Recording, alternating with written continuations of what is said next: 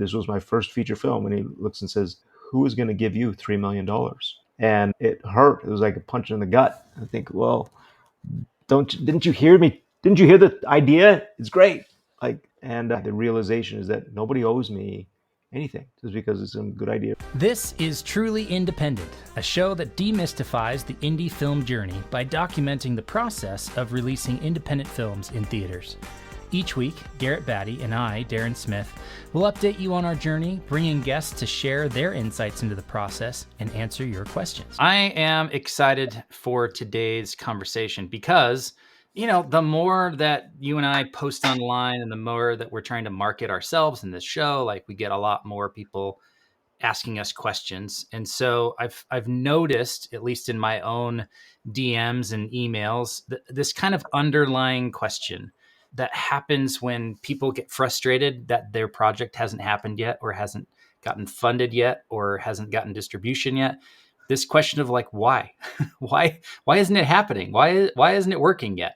And I am intimately aware of that question. I have asked that question of myself for my entire career. That question really never goes away in my experience. But what I thought would be fun today is to kind of ping pong back and forth with some answers to that question, why it may not be happening for your project right now. And we're going to share some experiences and get vulnerable again. And people love those episodes. And so, yeah, how do you feel about this topic? I think it's a great idea for a topic, and a great. I mean, it's an answer. It's a question that never goes away. To be quite frank, at least for me and in my experience, and having made 8 feature films, but been pitching the last year, a couple of other projects, and you just never know which one is going to pick up, which one is to take off. But that question of why isn't this happening now, or in the timetable, or under the business model that I'm anticipating, why isn't it happening?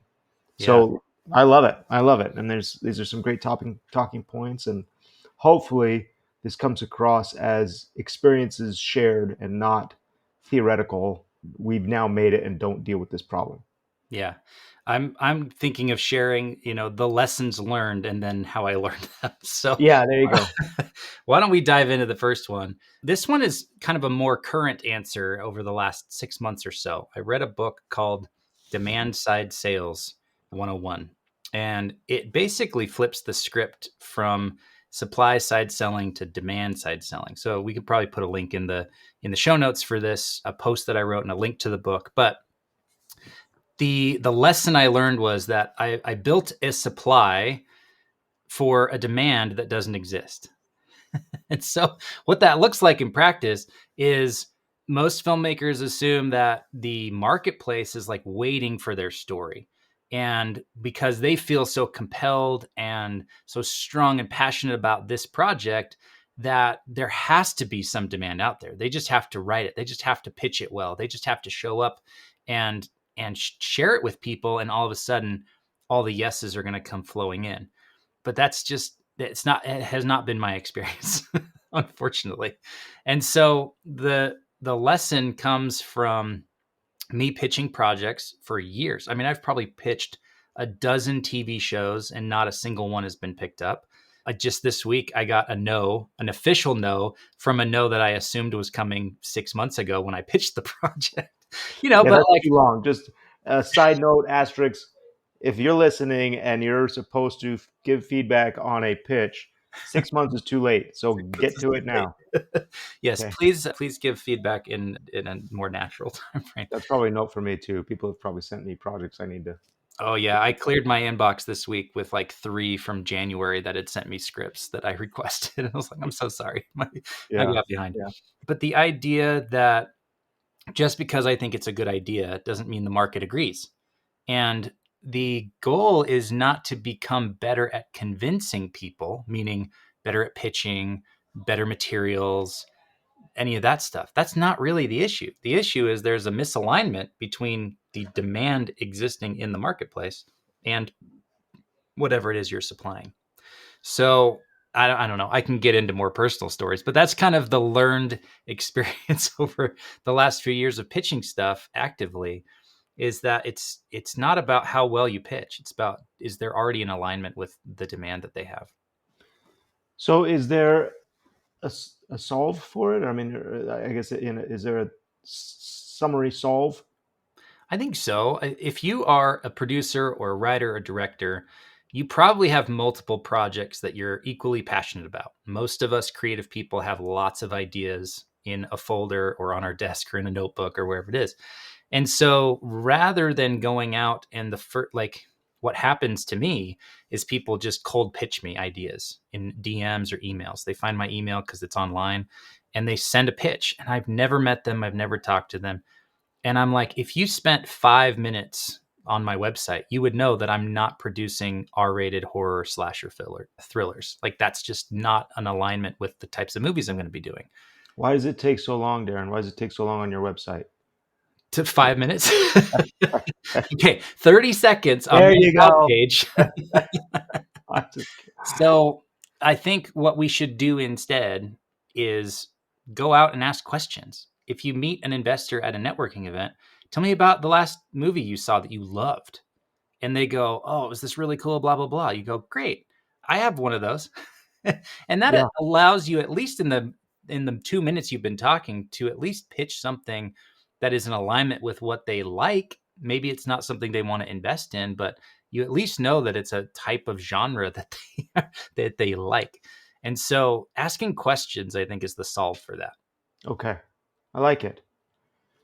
Yeah, I think a personal experience I could share with that was kind of how we got Faith of Angels off the ground. Was I was pitching and pitching different ideas to Living Scriptures, and which is they do a lot of kind of faith-based movies, a great distributor. And they kept saying no, no, no, and then finally I sat down with them and said, "What do you want? Like, what is the box? What's the demand that you want?" And they gave me a couple of guidelines that this is what we're looking for, these types of stories, this type of budget, this is our audience. And with that, I was able to really parse through a lot of the other ideas and projects that I'd been pitching. And when one came across my desk that was, here's a story of a boy that's lost in an abandoned mine, I thought, okay, I think this could be one that would fit within Faith of Angels. And when I summarized it and wrote it up and spent my time writing a pitch and sent it over to him, the response was very positive. Said, yes, that's it. That's what we want. Yeah. When So great. Yeah. I think about your experience going to NRB, and we talked about how you put together a pitch page that had 4 or 5 projects on there. And so what you were able to do in a very short period of time is go, this is the kind of stuff I do. If any of these resonate, we should have a conversation. It's a way to kind of extrude the demand in the marketplace and to say, Yeah. look, I'm going to test the demand here. You know, you're already in the right building because it's NRB, National Religious Broadcasters, right? So you know that people are aligned with faith-based and the types of movies you make. So you've already done the big step, which is you're not at some like Tony Robbins event trying to find investors. You're at NRB. Yeah. Yeah. Yeah. But then you went and you said, here's what I do. If any of this resonates, let's have a conversation. And then you had a lot of conversations because the demand was already present. Yeah, and I only met with people that I already done the research on to say, look, this is the type of, I'm not just showing up again with ignorant to what they are looking for and saying, here's what I do. I'm saying, oh, I know what you're looking for. I've seen your work or your projects or whatever. We have mutual contacts and they've told me about you. And these are the things that I think would align with your demand. Yeah. Great. Um, Okay, great, Darren. So, okay, the next one we have, the number 2, the market doesn't owe you a yes, and that's what a good statement and a good lesson to learn, and it's very humbling to do that. But that is the hard truth, right? That no one owes you funding or distribution or attention. Uh, Already the market's oversaturated, and so there's yeah, you can come up with a great script, a great idea, and to just assume that okay, because here I am, the chosen one that's been given this idea for this movie, everyone is going to stop what they're doing and work on my movie or watch my movie or fund my movie. That would be very presumptuous and is not how things work. Yeah. So the counterpoint to that, if the market doesn't owe you a yes, then you have to earn the yes. And Okay. so, I sense your next question coming. How do you do that? Well, I honestly think it comes down to packaging, which is kind of a way to create some leverage in a marketplace. So I've been using this example. I probably said it 3 or 4 times in like consulting calls over the last few weeks. So imagine the exact same project. So I'm a producer. I found this idea. I optioned the script, and it's a thriller, like a business thriller, and I can shoot it for $2 million, and it's going to be great. Will you invest in it? It's like, well, okay, but you haven't done business thrillers. Nobody knows you as a producer of business thrillers. You haven't had any success in that genre or with that audience, and so that's a hard sell. $2 million. Now, contrast that to I have the exact same script. I'm a producer. I found this really great thriller idea for a thriller. I go and I partner with Aaron Sorkin to write and direct the movie, and call my buddy Ryan Gosling to be in the movie as the lead. And we've all worked this out, and we're like, guys, if we do this on the cheap, if we do it for $2 million, everybody just kind of comps their fee. I'm going to not take a fee. Sorkin and Gosling aren't going to take a fee. We're going to do it for $2 million. It's still going to look amazing. But how hard would it be to go and get that thing funded? Not hard at all. People would be throwing $20 million at you, and you'd have to work really hard to say, no, no, no, no, no. We really want to do it at this lower budget for these reasons. So it's not about the project, and it's not about your passion in the project. It's about you earning it by gaining leverage through packaging, which is like partnerships. You're going to package a talent. You're going to package a cinematographer, a writer, a director, some cast, and you're going to go make partnerships with brands that can do some sponsorships, some sales agents, a distributor, people who can help with the marketing of the movie. Like if you bring that to the table, it shows that you've done the work, and it's not just relying on the strength of your idea and the feeling of entitlement, which is, well, I came up with this and I put all that effort into writing it, so you guys do the next part. Two questions. One, can you don't have to do it right now publicly, but can you just email me Ryan's contact info? Yeah. Ryan Gosling at Gmail. It's really easy, guys. Is that what it is? Is there a dot at all in that? Doesn't matter. Doesn't matter.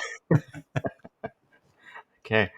I can't remember what my second question is, but it brought a personal experience up where I wrote for my first feature, my first theatrical feature. I wrote the script and was so excited to do it, and I started raising money. Or I set meetings up with people that I had relationships with, and pitched to them the idea. And the budget was set at $3 million. And a dear friend who he has become a dear friend since, but I sat across from his desk and he looked at me and listened to the project and was very attentive. And this was my first feature film. And he looks and says, "Who is going to give you $3 million?" And it hurt. It was like a punch in the gut. I think, well, didn't you hear me? Didn't you hear the idea? It's great. And the realization is that nobody owes me anything just because it's some good idea or some script. And so I went back and reduced the budget and went through, and this perfect project or perfect script, suddenly its imperfections started to show, and got it down to 125,000, which we then made the movie, and it has certainly done well. Yeah. Is that Saratov approach? Yeah. There you go. but that was the realization, is like, yes, nobody, that the true statement is nobody owes you anything. Yeah. So if you really want to test where you're at with this, go to a market like AFM or Cannes. And we did this in 2015. So 10 years ago, we raised a little bit of money to put together essentially a sizzle or a teaser, like a 5-minute short proof of concept for this project. And I took it to AFM November 2015. And I did all the work of lining up meetings and setting up opportunities to chat with sales agents and financiers and distributors and even producers there. So I remember going to lunches. I went to lunch with Cassie and Elwes. I went to lunch with a couple of other producers. And I said, look, I'm not necessarily looking for you to produce this for me. Like, I want to produce this, but how do I raise this money? And their thing was like, look, you're really passionate about it. It looks and sounds like a decent project, but the way that you're like the expectation that you would produce, you and your partner would write, your partner would direct, and that there's no room to bring any leverage into the project is the problem. They're like, Yeah. you could actually do this project at $5 or $7 million, and it would be easier if you had a named director or some cast than you guys trying to do it yourselves, and you haven't made a movie at this budget before and expecting that you're going to do all of it. So they're like, I can't even get you 500K, let alone 2 million. It would be easier if you could let me package a different writer, a different director, and I don't know if it was foolish or not, or if it was just earnest on our part to say, well, no, the whole point of this movie is for me to break out as a producer and my writing partner to break out as a director. And so we kind of stuck to our guns. But what happened was we never got the movie made. So sticking Yeah. to our guns is only good to a point. If it prevents you from getting the outcome you want, that actually isn't serving you in your career. Okay, so that's another point, and I know this deviates from our 5 bullet points or talking points, but the thought that I would have going back, looking back, and saying, look, do we make this movie for $2 million or whatever? Are there interested parties? Is I think one of the things that we often do as independent filmmakers is we overestimate the value of our idea or the preciousness of the product, and we don't anticipate that this will be one of many movies that we hope to make and are involved to make. So yes, in that situation or similar situation of trying to find leverage, I would 100% allow people, if there's interest in somebody saying, well, I'm interested in helping you get this made, but we're going to attach a director. Boom, great. Let's do that. Yeah. And until you're literally on set, I mean, as long as you hold the pen to the contract to the idea or whatever it is, and are credited accurately for that, then I think you move forward until it is completely, yeah, until you've created that leverage for yourself. Yeah. If I have a regret for the 9 years that I spent as a co-owner of a video production company trying to make feature films, it's that I didn't say yes to what we had available to us. Because maybe this is skipping forward to our number 4 on the list, but that's okay. Let's make that number 3. But this idea of like, if you have an opportunity to make something, go make something. Because Yeah, we did not make anything except for some short films and some YouTube videos over a 9-year period. And there's not a lot to show for it other than I got a lot of experience as a producer from doing a lot of commercial work. So I yeah, understood budgets and putting crews together and scheduling and all the skills I needed to then jump over and be a line producer. But man, we didn't have anything to show for those 9 years. And that's a huge regret that I have, because year one, we could have probably gone and raised $30,000 or $50,000 from family and friends, made something, a full length feature, and then made the next thing and the next thing and the next thing. And so the the number 3 thing on our list is kind of to build backwards from the constraints that you have. If you can't raise 500K or a million, well, what can you raise? Can you get 10,000 or 50,000 or 100,000? Well, then let that be your creative constraint that creates something new and something interesting. And that's where people really get involved, because you look at some of these legendary films like Primer or Clerks or Blair Witch Project or Paranormal Activity. Oren Peli did like 8 jobs on that movie, wrote, directed, executive produced, shot the thing. Like, he did it all. yeah, And that was the constraint he had. And the thing made 250 million in theaters, right? So yes, it's an outlier in the box office success, but it's not an outlier in this principle of, well, work with the constraints that you have and you can actually make stuff. And when you make stuff, that gives you the momentum to get the next thing and the next thing and the next thing. Sitting there, hands crossed, going, well, I want $2 million for this movie, and I'm not going to accept a dollar less. You're going to end up like me, where it took me 12 years to produce my first feature film. 12 years is too dang long. It could have right. been 2 years if I had built backwards from the constraints, if I looked at what resources I had and just decided to make something. Yeah. No, I think it's a valuable lesson. I think you can also find leverage in other things. You say, yes, we can lower the budget or whatever, or what is the valuable asset? We might not have RyanGosling.com or they committed to our project. But I have for my first feature, it didn't go to theaters. It was my first feature about scout camp. The leverage I had was a relationship with a working scout camp. Or I could say, look, let's do a story where the location is essentially primary character, and this may cost somebody else a significant amount. But I feel like through relationships or contacts, I can have this leverage for my project, and it will enable me to be able to make this. I don't know if that's too far of a tangent from that talking point. No, I think it's perfect. It reminds me of Rebel Without a Crew, which is Yeah, Robert Rodriguez's book about making El Mariachi. That was a movie he made for $7,000 with a friend, a guitar, some borrowed locations, borrowed costumes. I think they found a turtle on the side of the road one day and they decided to turn that into a shot in the movie.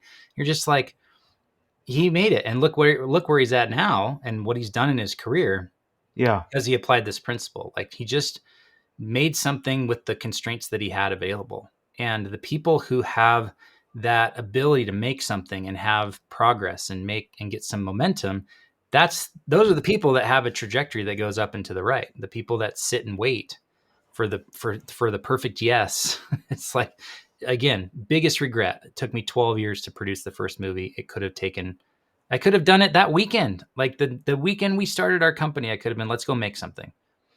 I yeah. don't know how to produce it. You don't know how to direct it, but let's figure it out. And we could have gone and done it. And then we would have had that momentum and it would have Doing carried us forward yeah, doing on the low budge and on the grow low from there. budge. Okay, so the next talking point is that ideas don't attract money, execution does. Mm, And I mean, it segues perfectly from what you just said, right? yeah. I love this little summary. It says, "Stop pitching what and start demonstrating how." And rather than, "Hey, here's an idea I've got," or "Here's this is it," here's this story element that we have about whatever it is, certain character in certain location goes through a certain experience. We'd say, I've raised money successfully on this August. I'm traveling to X location to tell the story, and we've cast, or we're going to cast, or we've met with this, and there's momentum happening.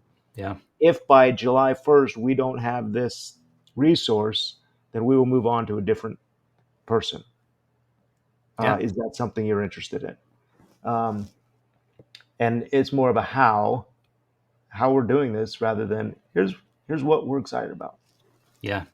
I got a buddy. I'll say buddy. I consider him a buddy, but Derek Sivers is a person that I have, followed his writing and his trajectory of his career for my whole career. And he has this, it's now a chapter of a book, but he wrote it as a blog post about how ideas are just a multiplier of execution. And so what he says in his post is that a brilliant idea without any execution or poorly executed is worth $20. And a decent idea, so not a brilliant idea, but just a decent idea executed brilliantly can raise 2 million. And so I literally got this question this morning on LinkedIn. I put a post up and someone asked a question in the comments and literally posted their idea. I was like, this is amazing. I could use this in the podcast later today. And so she basically said, like, here's my idea. Here's all the people that are circling it. I've got some commitments and I have access to actors and blah, blah, blah. And I was like, great. Well, why has no one given you money yet? And my answer, to her was like, it's because you haven't done anything. Like, you have an idea and you expect everything else to show up. You need to take the responsibility and go, okay, I'm going to attach this person instead of saying I have an avenue to talk to this person. Go talk to him now. Don't wait for the money. Like, go talk to the money and the people and the producers and the locations and the distributors all at the same time. And that's how you get your momentum. You have to show the execution, not just, I have this really great idea. Because what it feels like then, as from the producer side, is I want you to do everything for me. It's like, well, no, my execution is worth more than your idea. And so that's not a fair trade. It's not a good pitch. Yeah. After we did our Saratov, we put it in theaters and it did well. It recouped very, very quickly in theaters. There was enough momentum that my next movie, I did one called Freetown that we wanted to shoot in Africa, and I announced it very early, said, "This is my next project." I actually reached back out to the producer friend who said, "Who's going to give you $3 million?" And said, "Hey, Saratov is doing all right. Would you like to be a part of this one?" And he said, "The first thing we need to do is get on a plane and go to Africa and start location scouting." This was before we had raised the money. I think we'd been given a little bit of development money, but he has that concept down of start executing. Like the idea is there, but the execution is what people are going to invest in. Yeah.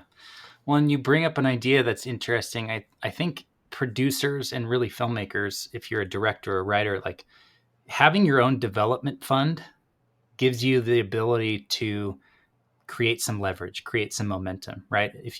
One version of that is you're going to write the script on your own on spec, right? So it doesn't require any money or expense, but you can take the time, which is a form of capital, and say, I'm going to invest my time into this script. And if you're telling people about it, I got this idea, I've got good feedback on it, I'm going to turn it into the script, follow along, get on my email list or follow me on social media so you can see updates and stuff. You're showing the momentum that the project has.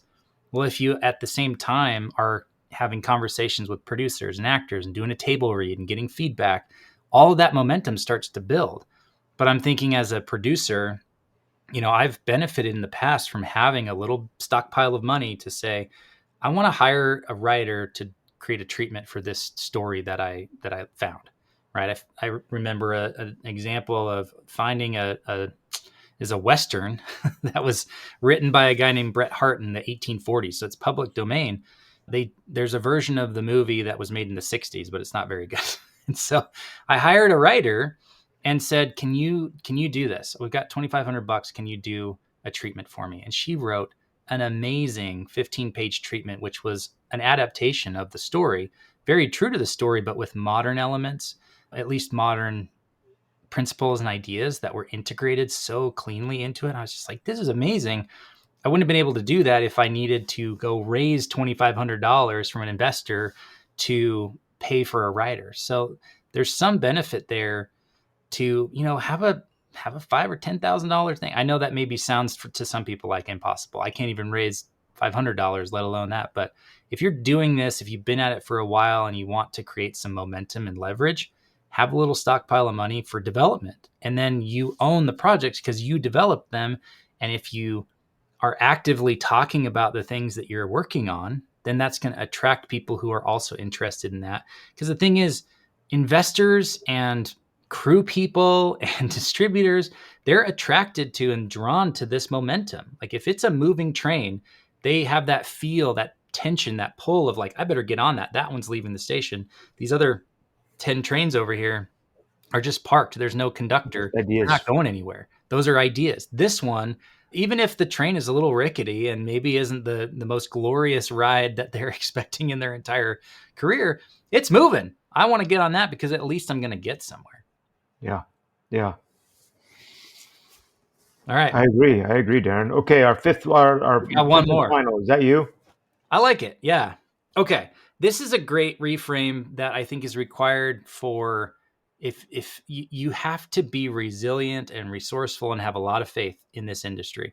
Someone asked me the other day too, like, can you talk? It was on a live call, and one of the members of the community I'm putting together basically said, tell me about how faith applies in this industry. I was like, oh, it's in everything you do. And so this reframe has really helped. It's that you're not failing, you're still in development. Okay, that's a big reframe because we can take every no as either a rejection or a lesson. We can take it as, oh, I failed, I'm not good enough, this was never going to happen, why isn't it happening for me? It's so frustrating. Or we can say that's information that I didn't have before. Oh, I did a whole week where I talked to 5 different law firms because I was like, oh, they work with producers and investors and they put deals together. I wonder if they have access that I don't have. Put deals together. I won these lawyers. It became very clear that they don't help. Great. I have 3 more of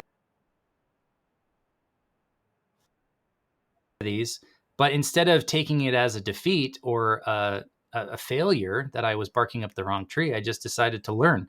So I was like, hey, great. I know that you guys can't help with fundraising, but here's what I'm working on. What advice do you have for me? And I learned a lot in those 5 conversations.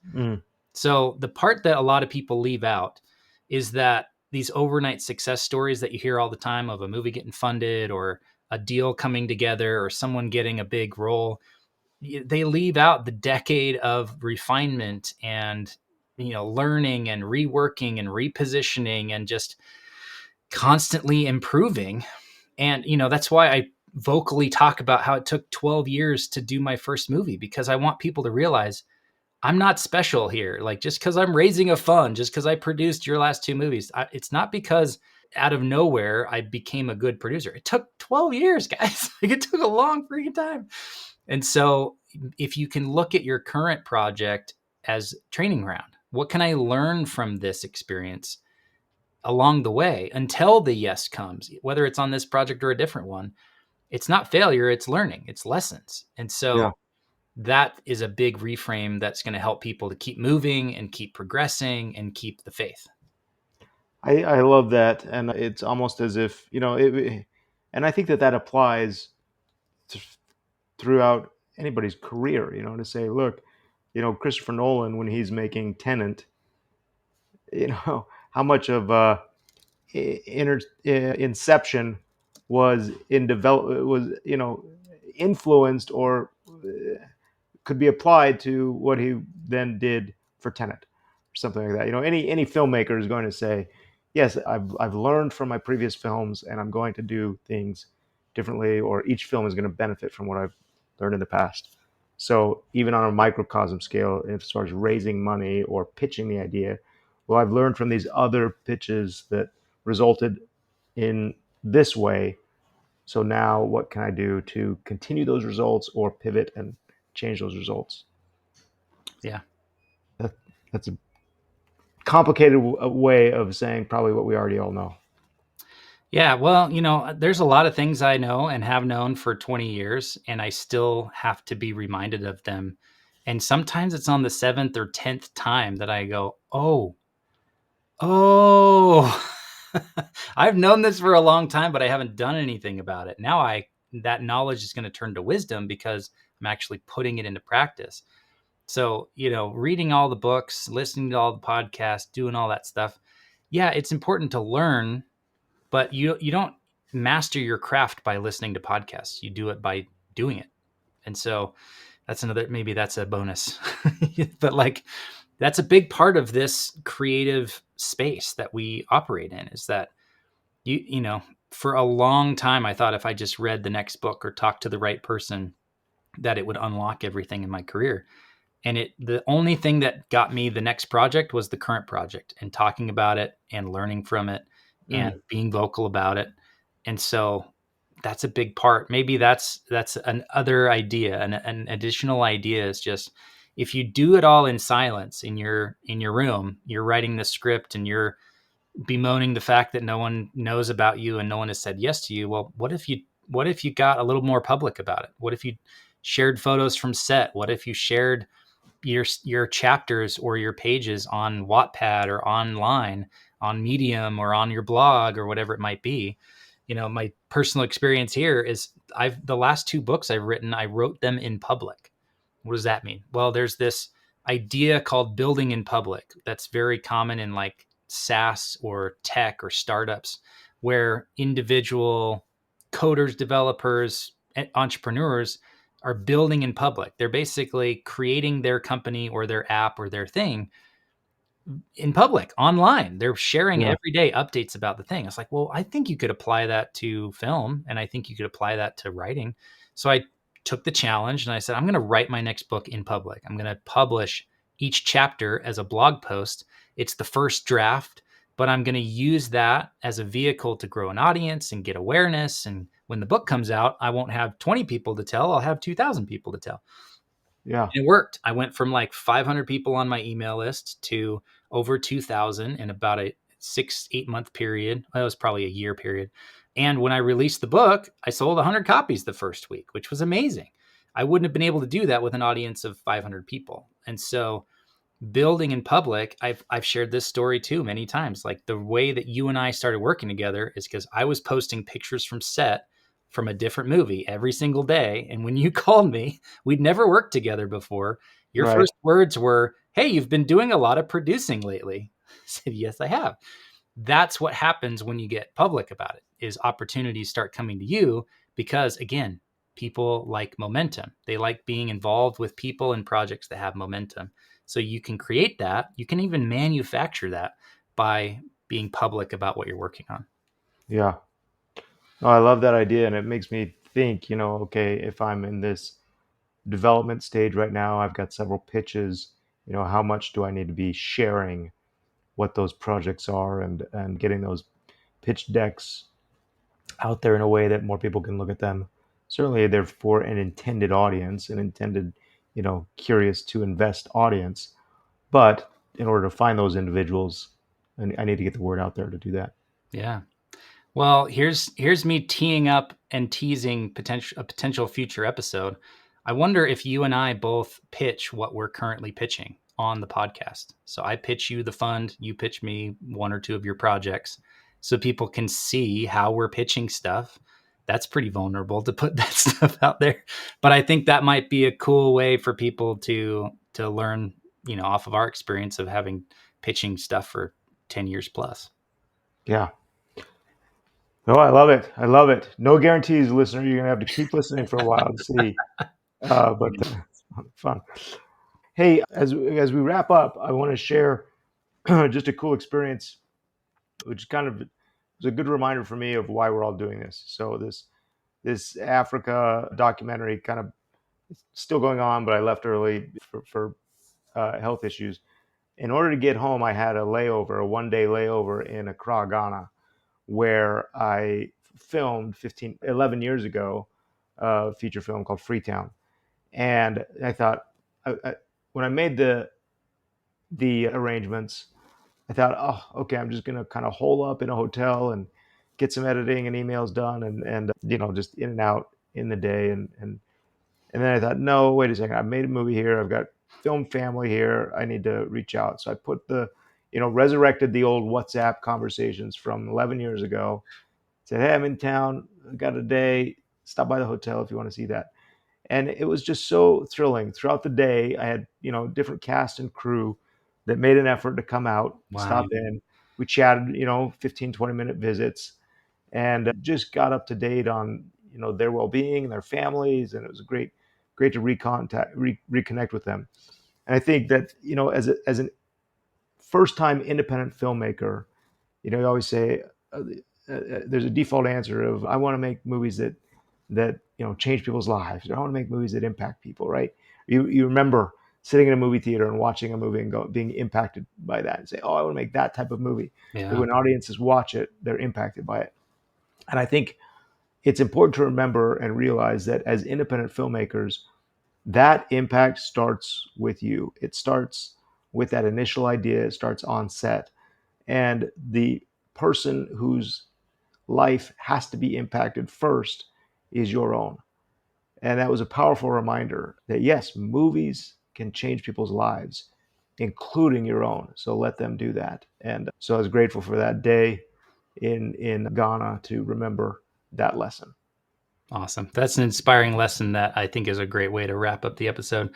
I'd love to know, for the audience, if you're listening, which one of these today was kind of the most eye-opening or impactful for you. Let us know in the comments, or leave a review, or come find us online. I'm on LinkedIn.